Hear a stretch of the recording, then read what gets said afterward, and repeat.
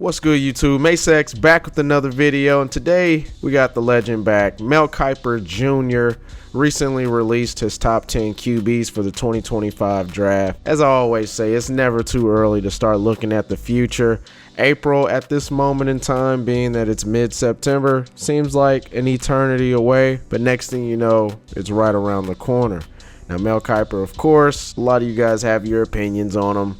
High, low, and let's be honest, Mel Kiper's been doing this longer than I've even been alive, and majority of you guys that are listening to this video. So he knows what he's talking about, and I think overall he does a great job. Of course, over a 50-year history, you're going to find some really bad takes, but that just comes with the territory. If you're new to this channel, definitely like and subscribe to this video. The like button for the algorithm definitely helps the channel spread out to others that love football just as yourself. But we're going to go ahead and hop straight into it. Like I said, we're going to look at the top 10 QB prospects according to Mel Kiper Jr. for the 2025 draft. And without further ado, let's get to it. All right, starting this thing off, man, we're going to start with the number 10 QB prospect all the way to Mel Kiper's number 1 QB. And at number 10, we have Will Howard out of Ohio State, listed at 6'4", about 235 pounds. Will Howard is a first-year starter for Ohio State after 4 immaculate years at Kansas State. Very productive career overall. He's Kansas State's all-time leader in touchdown passes with 48. Will Howard is a big, old-school, traditional-built QB at almost 240 pounds. Howard has good arm strength and has good touch on the short and intermediate passes, more specific. Now, Will Howard can move around a little bit. It's not his game as far as tucking the ball and running it, but it is something where if he needs to get a first down and it's 3rd and 9 and there's a little bit of space, he'll definitely run and go get that for you. Now, he can be a little bit erratic at times, especially under pressure. And being a 5-year guy with no true skill that he excels in, I do wonder what his ceiling is. Next up at number 9, Mel Kiper has Garrett Newmire out of LSU, listed at 6'2", 198 pounds. To me, Newmire has elite arm talent. I'm actually kind of surprised he's this low, but I'm not sure exactly when Mel Kiper originally drafted this top 10. But to me, powerful zip on his throws. He has really good mechanics. He's got the lineage. His father, Doug Newmire, was actually a quarterback in the NFL, just as a fun fact. But Garrett Newmire, limited experience. He's listed under 200 pounds, so I do understand that his frame isn't necessarily what you want to see in a QB prospect. By the end of the season, will be a lot higher than number 9. I just think that the talent is there. Number 8, we have Riley Leonard out of Notre Dame, listed at 6'4", 216 pounds. After a few seasons at Duke, this year's transferred over to Notre Dame. And I'll say last year around this time, he had a lot of buzz. His stock was very high, beating Clemson in the season opener. Showed a lot of promise, brought a lot of intrigue, especially being a dual threat quarterback with really good size, as I mentioned, 6'4", close to 220. Now, unfortunately, the buzz kind of ended a little bit as he suffered a season-ending injury. But coming over to Notre Dame, there's definitely been a lot of hype and expectation as he's expected to lead Notre Dame into the playoffs. So far into this season, not how you'd want it to be. That loss to Northern Illinois, really a big stinger. Of course, now with the new 12-team playoff format, it doesn't automatically eliminate them from playoff contention, but his stock is really low, so I'd be surprised if he's still in a top 10. Really struggles throwing the ball downfield. So far this season, he's really struggled with any attempt longer than 20 yards. A lot of turnovers have come out of that. So his stock is pretty low, but there's still time to boost back and improve his stock. But number 8 at this moment, unfortunately, I don't see it. Mel Kiper's number 7 quarterback is Jackson Dart out of Ole Miss, listed at 6'2", 220 pounds. Originally a USC signee, after his freshman year, transferred over to Ole Miss, and he's a true senior. The last 2 years, he's really emerged as an NFL prospect. Really good anticipation, can thread the needle. The talent's there. The talent is clearly there. He's in the SEC, so a lot of competition, and he plays pretty well overall. There's really nothing that stands out on a negative sense. Really, it's just about improving and putting it all together, and maybe he can boost his stock up by the end of the season. All right, Mel Kiper's number 6 QB prospect is Drew Allar out of Penn State, one of my favorite QBs in the class right now. Listed at 6'5", 238 pounds. I mean, the size is right off the gate going to grab your attention. A former 5-star recruit, built like Josh Allen. He has all the talent in the world, the tools to be a legitimate QB prospect right now. Number 6, according to Mel Kiper.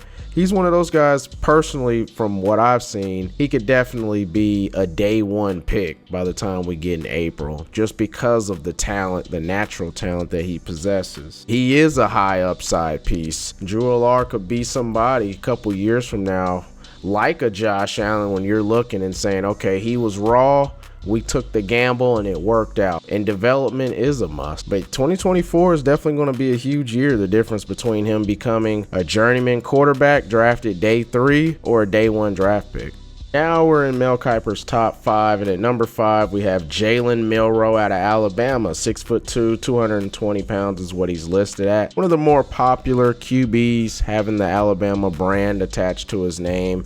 And he's also one of the most dynamic QBs in the entire nation with his legs. He's a home run hit with his legs. I mean, he's dangerous. He's going to put fear in defensive coordinators. Can easily launch the ball 60+ yards as well. So the talent is there. He definitely needs to refine his passing skills. Even to this point this year, it's still obvious that there are some progressions and skills that he needs to develop as a passer. Because, of course, in the NFL, you're not going to be able to outrun everybody. So he'll still need to improve as a passer. And if he doesn't develop as a passer, he'll just be another Malik Willis. All right, number 4, we got Cam Ward out of Miami, listed at 6'2", 223 pounds. And Cam Ward has definitely improved his stock with me just over the last year. Didn't really know much about him until probably middle of last season after a Colorado game. I was like, man, that dude's pretty good.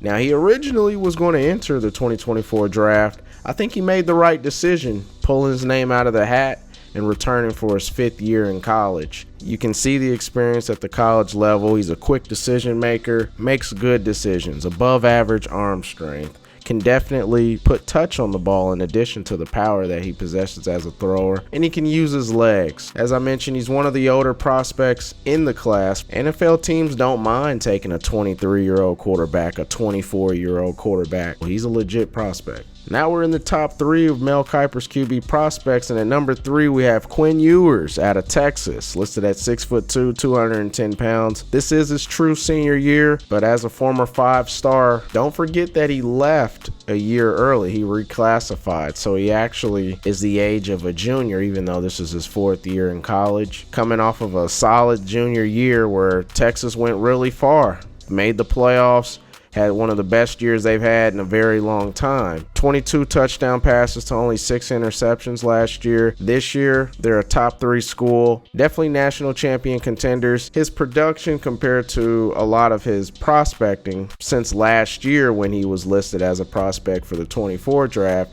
it's still more on the upside. It's more of a projection piece. He struggled at times, deep ball accuracy. For someone that has such a cannon of an arm, it's actually pretty sad to see someone so gifted throwing the deep ball not be accurate, and that's something that he has to improve. And now some are arguing, should he be the starter or should Arch Manning be the starter? I still expect once he gets off the injury for him to come back and become the starter of Texas, but for me, he's not a top 3 QB, but I do feel that he could be a legitimate QB prospect. I just don't see him as a day 1. I think he's played enough snaps to where he is who he is, and I just don't see him as an elite QB prospect, though he does have the skill set of one.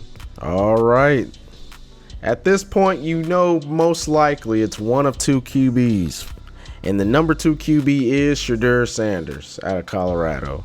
Now, Shadur Sanders listed at 6'2", 215 pounds. Started the journey at Jackson State. Now in his second season at Colorado in his true senior year. I think this guy is not just all clicks and likes. This guy is a legit quarterback prospect. To me, he's the best QB at this moment in the class. Last year, 27 touchdown passes to 3 interceptions with a very horrible offensive line, one of the worst offensive lines in the nation last year, and one of the worst running games in the nation. 52 sacks last year he took, which was one of the highest in the nation. But his accuracy is just, to me, is just a next tier better than any other QB in this class, combined with above average arm strength. Not elite, but he can definitely fit the ball deep down the field, can make touch on any short or intermediate route, hash mark to hash mark.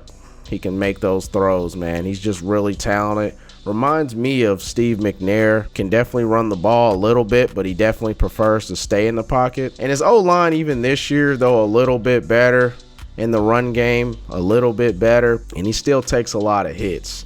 Sometimes it's because he's holding the ball, wanting to be the superhero and just wait for things to develop downfield, not take the check down route or the easy drag going across the middle because he's looking deeper down the field. But I just feel that he has everything you want in a QB. I think he's going to be the #1 quarterback drafted next year. I think he's going to be a top 5 pick. I think very highly of Shadur Sanders. And Mel Kiper's #1 QB for the 2025 draft is none other than Carson Brice out of Georgia, listed at 6'4", 220 pounds. So he has a great build. He has that size that you want to see, the height and weight. True senior year, and he has abundance of high expectations, not only individually, but he's at Georgia. So the team, it's national championship or nothing for them. And I feel that overall, he's the perfect quarterback for that team because he has the talent, the upside, the skill development. He looks like a leader on the field. Adversity strikes, there's really no change in his body language or expression, and that's really important. Coming off of a junior year, throwing for 24 touchdowns, so only 6 interceptions, a QB rating of 167.9, very good score. So far this season, 7 interceptions, no INTs to this point. And as I mentioned, he has the arm talent. He can challenge any area of the field. I don't feel that his ceiling is as high as some of the other QBs like Shadur Sanders or Drew Allar. He definitely seems more of the quote-unquote game manager type, but definitely when called upon, he can put the team on his back and make plays outside of the scheme and structure. I just don't know how elite of a QB he is at the next level. Definitely, if he was drafted #1 overall, I wouldn't be puzzled or baffled by it at all because he has the talent. All right, and there you have it. These are Mel Kiper Jr.'s top 10 QB prospects. This is the first version. You know Mel Kiper is going to make 1 million of these between now and April. It's always fun to look at. He's basically the grandfather of recruiting and prospecting. I really look forward to many of his big boards, mock draft, positional rankings, all of it. So definitely, if you made it this far in the video, I deeply appreciate that. Be on the lookout for more content. As you guys seen, if you're returning to this channel, you've seen I've thrown some podcast videos in there, just chopping it up with my guys. So definitely appreciate the support with that as well. We're still on the road to 1K. I appreciate you guys, and I'll see y'all in the next video.